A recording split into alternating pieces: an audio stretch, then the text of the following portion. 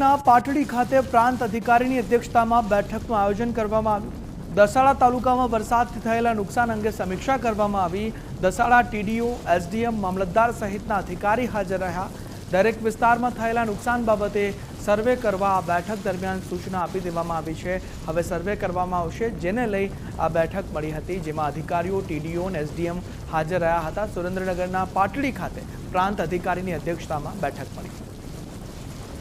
પાટડી તાલુકામાં તમામ પરિસ્થિતિ અંડર કંટ્રોલ છે। ખાસ કરીને જે બજાણા માલવણ હાઈવે વાળો જે પ્રશ્ન છે, એ પણ એક રોડ બંધ છે, મુખ્ય માર્ગ, એ અંગેની પણ રિપેરિંગની કામગીરી હાલ શરૂ થઈ ગઈ છે, જે ટૂંક જ સમયમાં શરૂ થશે।